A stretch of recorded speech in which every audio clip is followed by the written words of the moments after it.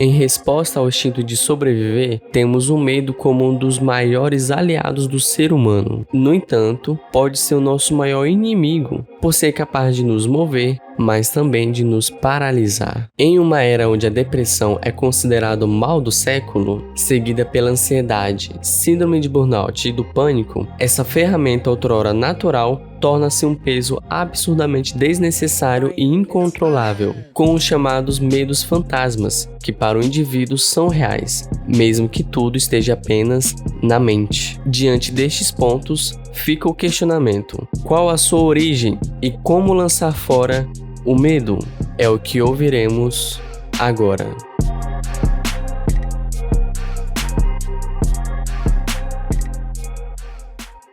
Podemos facilmente perdoar uma criança que tem medo do escuro. A real tragédia da vida é quando os homens têm medo da luz. Nessa máxima de Platão, é possível perceber que o medo acompanha as fases da nossa vida e em determinados momentos não são tão aceitáveis, justamente porque os tempos mudam, influenciando a maturidade e ocasionando na mudança das necessidades. Por exemplo, descer uma escada é um grande desafio e representa um risco real para uma criança. Porém, ao crescer, esse perigo diminui muito quando adulto, além de se tornar numa tarefa extremamente simples. Ou seja, tudo e qualquer coisa que represente o risco para o indivíduo naquele momento pode gerar medo. E isso independe da opinião de terceiros, pois mesmo que alguém veja risco nenhum, o medo é individual. Biologicamente, o medo é uma sensação ocasionada por hormônios como a adrenalina e a noradrenalina. É uma resposta do corpo a um estímulo de receio e repulsa física ou mental, com o objetivo de preparar o organismo para uma possível fuga ou mesmo uma luta. De acordo com a ciência, a origem do medo é uma questão multifacetada advinda da evolução, sendo uma emoção crucial na sobrevivência e no bem-estar das espécies. Dentre essas diversas facetas, podemos destacar a evolução, onde o medo de predadores, de ameaças naturais, de inimigos e de situações de risco aumentou as chances de sobrevivência do indivíduo por fazê-lo evitar essas situações, possibilitando-o passar os seus genes que impulsionam a evasão e a fuga adiante. Com isso, adentramos em outra origem, a genética. Estudos sugerem que a predisposição genética tem um papel determinante de quão suscetíveis somos ao medo e também à ansiedade. Um estudo realizado com os prisioneiros da Guerra Civil dos Estados Unidos, que ocorreu entre 1861 a 1865, apontou que os seus filhos tiveram uma taxa de mortalidade 11% maior que os filhos de outros veteranos de guerra, que não foram prisioneiros, dando a impressão que as mudanças epigenéticas adquiridas durante a vida, através de experiências traumáticas, como desnutrição extrema,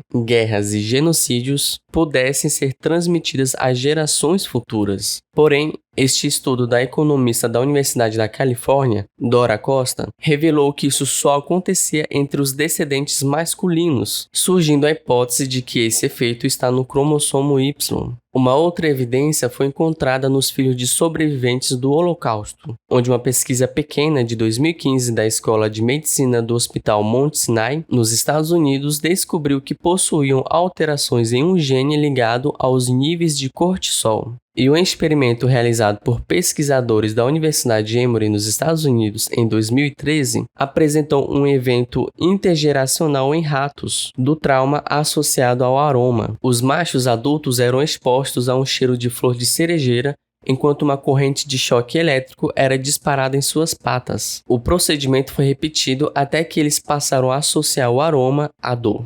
Logo após, esses machos procriaram e os seus filhotes apresentaram agitação e nervosismo ao sentir o cheiro da flor de cerejeira, enquanto que os seus netos demonstraram ter maior sensibilidade especificamente a este aroma. Além disso, a depressão também pode ter origem genética, conforme artigo publicado na PubMed, sugerindo que a herdabilidade da doença em gêmeos é de 40% a 50% maior e de 2 a 3 vezes maior entre familiares de grau 1. No entanto, não há evidências conclusivas que comprovem essa relação genética do medo. Nenhuma variação em genes foi identificada até então, e essa área permanece em desenvolvimento. Além de que, assim como em outras condições que afetam a saúde mental, o medo necessita de diferentes fatores e experiências de vida para surgir. E mesmo que haja herança genética, os genes ainda interagem com o ambiente, o que nos leva a outro ponto: o aprendizado. Nesse aspecto, tratamos também da cognição, em que conforme o ser humano evolui e adquire experiência e a capacidade de pensar, torna-se capaz de prever o futuro. Desse modo, antecipamos as ameaças, surgindo assim as preocupações, ansiedade e o medo do futuro. Interligando esse fator ao nosso cotidiano, podemos lembrar-nos da constante preocupação que temos em pagar as contas, comprar comida, conseguir um emprego,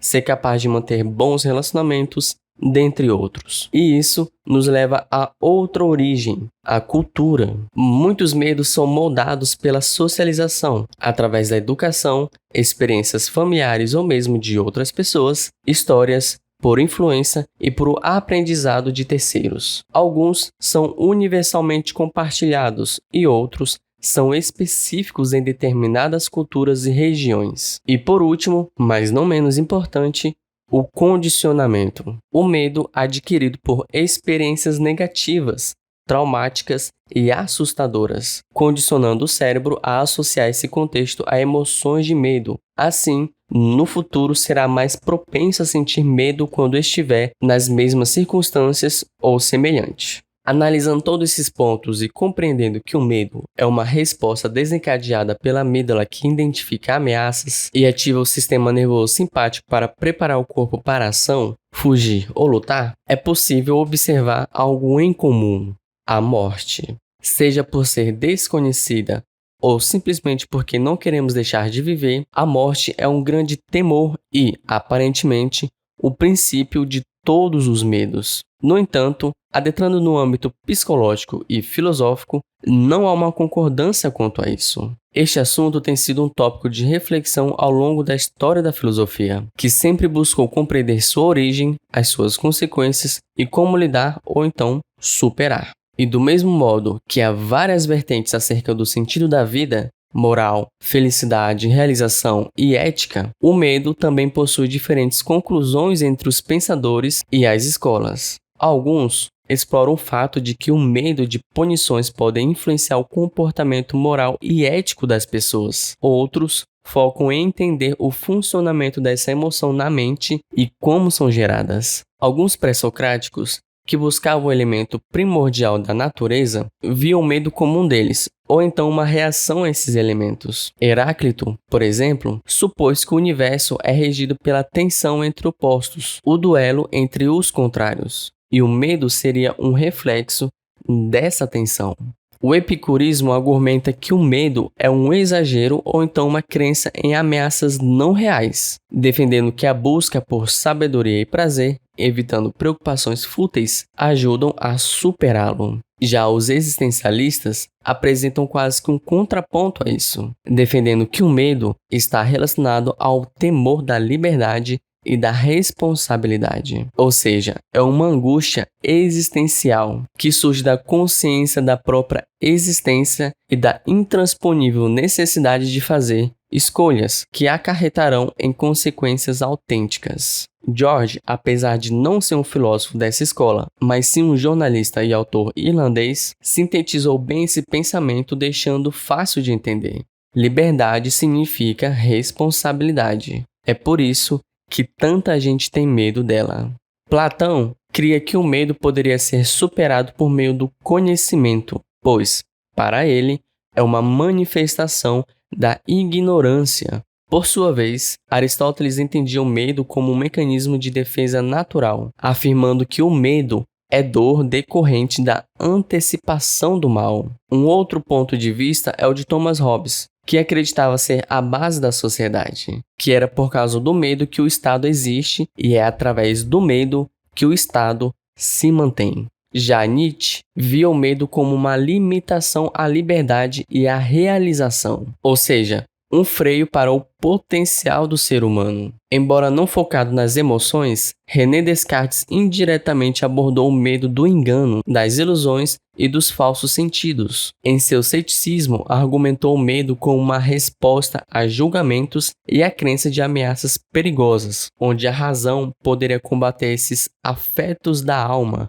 e a controlar as emoções. Enquanto isso, a psicanálise acredita que o medo surge de conflitos inconscientes profundos e de traumas reprimidos, defendendo como um aspecto fundamental da psicologia humana, caracterizando em duas formas principais: o medo real, referindo-se ao medo legítimo e consciente perante uma ameaça autêntica e iminente, e o medo neurótico, ou medo de angústia, que trata-se de uma representação mental, originada de conflitos inconscientes que se manifesta como fobias, ataques de pânico, ansiedade, dentre outros. Seus pensadores reconhecem a importância natural do medo para a sobrevivência, mas apontam suas mazelas e extravagâncias como possíveis frutos de traumas passados, desejos reprimidos e problemas na infância, agravados pelos relacionamentos paternos, maternos, pelo ambiente da casa e a forma como a criança foi exposta ao mundo,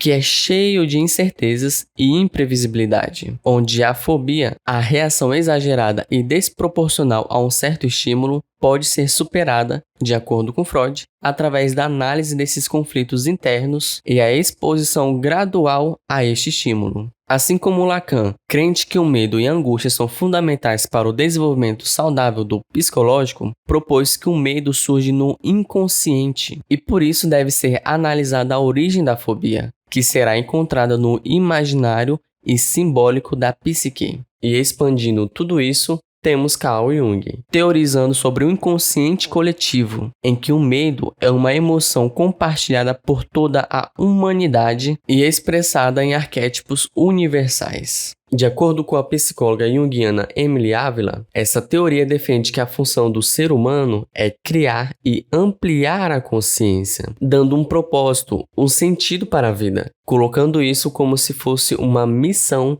do ser humano. Então, ao superar o medo pessoal, você de alguma forma contribui para a humanidade em si, com essa expansão da consciência, que apesar de ser um movimento para dentro, pessoal e individual, é também para fora, para o coletivo. Ou seja, quando um indivíduo aceita o desafio de enfrentar os seus medos e de integrar as partes escuras do seu inconsciente, ele está fazendo um favor para si mesmo e contribuindo para o desenvolvimento da humanidade. Emily destaca também a Melanie Klein, que estudou a teoria freudiana e aplicou na vida fetal, entendendo que o medo é o instinto mais básico de sobrevivência que existe, referindo-se ao medo de ser aniquilado, de não existir. Por isso, a função materna é muito importante para que a criança se sinta permitida a existir no mundo. Dessa forma, ela traz esse conceito de aniquilação como um instinto do medo de deixar de existir. Portanto, no fim, todo medo é uma repercussão desse medo da aniquilação. Dito tudo isso, observando que a filosofia e a psicanálise possuem argumentos que implicam que nem todo medo é o medo da morte, ainda assim é possível dizer que, na verdade, é sim. Por exemplo, a teoria de que o mundo é regido por opostos e o medo é um reflexo dessa tensão é abstrato a ponto de ser inconclusivo. Quanto à dissertação acerca de sua origem e seu temor da responsabilidade, ou então de não conseguir aproveitar a vida, é possível afirmar que, sendo assim, é o medo de desperdiçar a vida, que nada mais é do que a morte. Por fim, o medo inconsciente gerado no passado, como um trauma de infância, apesar de não necessariamente representar um risco à vida no tempo atual, naquele momento em que se originou a fobia, certamente, na mente de uma criança, sua vida estava em jogo. Entretanto, imagino eu que o contraponto mais forte é a ignorância, que é o medo do desconhecido, ocasionado pela falta de conhecimento. Porém, aquilo que eu não conheço facilmente me deixará temeroso devido à grande incerteza da minha segurança, não saber se estou correndo risco ou não. Logo, é o medo da morte. Para dar maior embasamento a este raciocínio, vejamos o Evangelho de Mateus 10, 28. Não tenham medo dos que matam o corpo, mas não podem matar a alma. Antes, tenham medo daquele que pode destruir tanto a alma como o corpo no inferno. Jesus tem seu foco voltado para o céu, assim como toda a Escritura. Ou seja, nesse verso, apesar de abandonar a carne dizendo que não há problema em ter seu corpo destruído, o que ocasionaria a morte terrena, ele ensina que o que deve ser temido é a destruição da alma no inferno. Em outras palavras, a morte eterna. Então, nada mais e nada menos do que a morte deve ser temido. E isso instiga a relembrar a origem original, o fundamento do medo, que o corpo instintivamente e intuitivamente grita. O medo é um mecanismo de defesa natural do corpo para manter a sua sobrevivência. Bom, apesar de reconhecer a sua originalidade, o medo de fato constantemente aflige as pessoas de forma excessiva, imprópria e ineficiente, seja através dos medos fantasmas ou das fobias, ansiedades e crises de pânico, advindo de traumas, sentimentos reprimidos, questões mal resolvidas ou o que for. Assim como é de conhecimento popular e de acordo com o que ouvimos neste artigo, esses medos podem e devem ser tratados e superados, justamente por representarem, quando em exagero, um sério empecilho para o desfrute do dia a dia. Essa ótica é muito bem expressada por um dos maiores nomes do cinema, o britânico Charlie Chaplin. A vida é maravilhosa se não se tem medo dela. Outro homem que arrancou risadas de milhares de pessoas e expressou sua opinião acerca do medo foi o brasileiro Antônio Carlos, mais conhecido como Mussum, afirmando que o medo de perder tira a vontade de ganhar. E realmente, a insegurança gera em nós muitos receios e barreiras. No entanto, não temos poder sobre a morte, o que o torna um medo quase que insuperável, restando a nós aceitar o fim. Mas é isso mesmo? Não tem como viver sem medo da morte? E isso poderia nos ajudar a superar os demais medos? Se sim, então como lançar fora o medo? Antes de prosseguir, é importante ressaltar que o medo, em sua maioria, é pessoal, fazendo-se necessário um procedimento personalizado, pois mesmo que o medo principal seja superado, ainda há diversas nuances inconscientes, inclusive fantasias, que a psicanálise nomeia de neurose, que por vezes estão além do conhecimento do próprio indivíduo. Tanto que para o fundador da psicologia analítica, o psiquiatra Carl Jung, o medo poderia ser vencido através de uma confrontação consciente, conscientemente confrontar as emoções inconscientes. Afinal, sua teoria defende que a vida é a construção da consciência. Por isso, busque ajuda profissional para tratar seus traumas e fobias. Não tem problema se você não conseguir superá-los sozinho. Prosseguindo. A Bíblia, como um bom manual da humanidade, esclarece esse tópico tão importante. Em 1 João 4,18. No amor não há medo. Ao contrário, o perfeito amor expulsa o medo, porque o medo supõe castigo. Aquele que tem medo não está aperfeiçoado no amor. A visão bíblica referente ao medo é bem clara. É a falta de amor. Como está escrito, aquele que teme não é perfeito no amor. Nesse caso, é simples entender que o amor verdadeiro não nos causaria traumas, maus tratos na infância, não nos colocaria em situações de risco. Pelo contrário, o amor nos protegeria, teria um cuidado excepcional conosco, pediria perdão quando necessário e faria de tudo para reparar o erro. Mas não é somente disso que se trata esse versículo, pois explica que o medo indica punição. E compreendendo que todo medo é o medo da morte, então qual maior castigo seria do que a morte? Existe algo mais cruel do que não existir? Mais terrível que o inferno?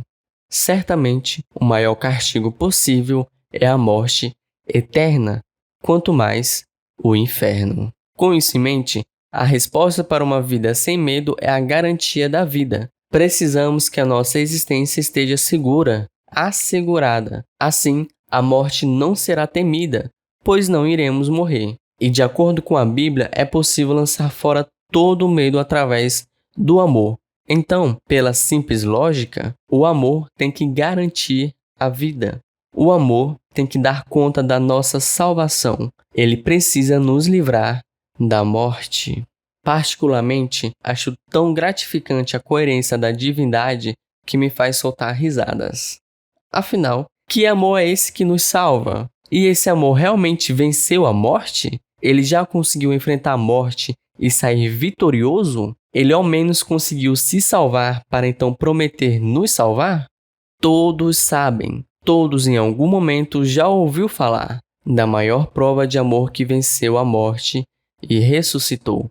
Em Romanos 5,8 cita esse amor. Mas Deus prova o seu próprio amor para conosco pelo fato de ter Cristo morrido por nós, sendo nós ainda pecadores. Essa é a prova de amor verdadeiro. Jesus se entregou à morte por nós e Deus o ressuscitou dos mortos, rompendo os laços da morte, porque era impossível que a morte o retivesse. Atos 2:24. Assim, Cristo venceu o maior medo da humanidade e, em sua misericórdia, compartilha a vitória conosco, dizendo em João 11:25-26, Eu sou a ressurreição e a vida. Aquele que crê em mim, ainda que morra, viverá.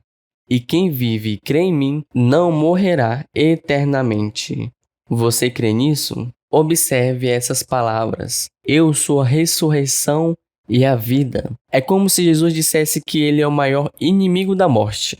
Porém, é mais do que isso, pois em Apocalipse 1:18, ele diz: Sou aquele que vive, estive morto, mas agora estou vivo para todo sempre, e tenho as chaves da morte e do Hades. Jesus dominou a morte, por esta razão que ele tem total poder para nos salvar. E sendo a maior prova de amor que existe, logo é o amor que é capaz de nos salvar, expulsando, assim, todo medo. E é por isso que o verdadeiro amor lança fora todo medo. O conde britânico Russell, um filósofo e matemático, apesar de provavelmente estar se referindo a um outro contexto, possui uma máxima muito proveitosa em nosso debate. Temer o amor é temer a vida, e os que temem a vida já estão meio mortos. É interessante pensar na veracidade dessa afirmação que vai de encontro com o existencialismo, mas no campo de frases famosas de grandes pensadores, temos o poeta e dramaturgo inglês William Shakespeare,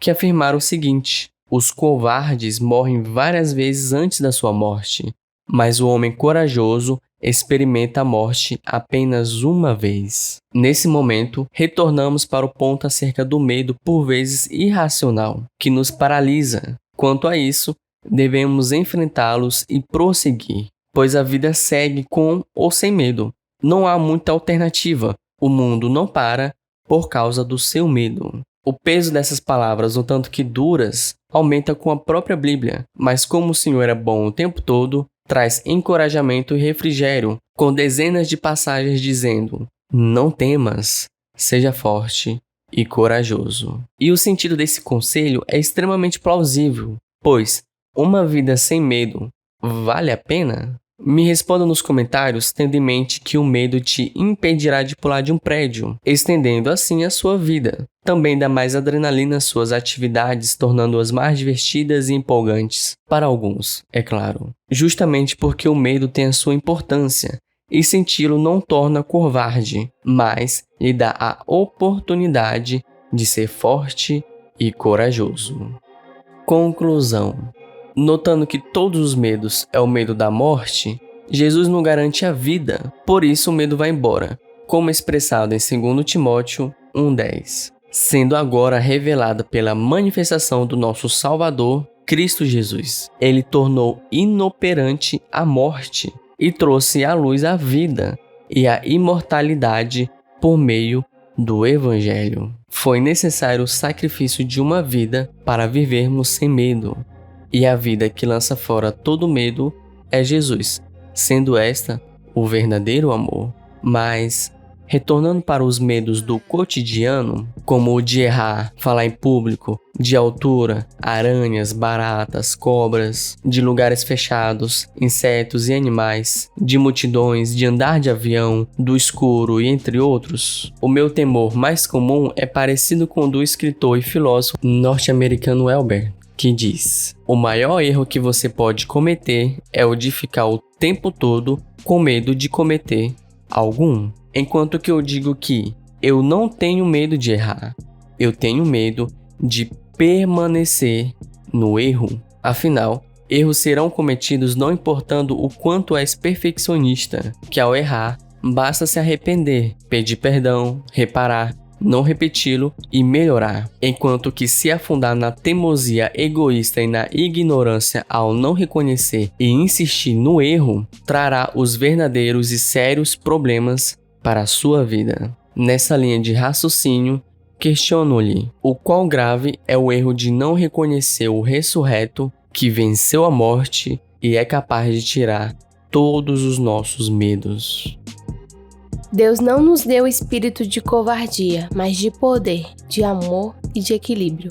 Timóteo 1:7. Este artigo foi escrito e narrado por Thales Diamantino, revisado por Diogo Martins e com observações do escritor Wesley Santos e da psicóloga Emily Ávila, uma produção da Agência Diamantino.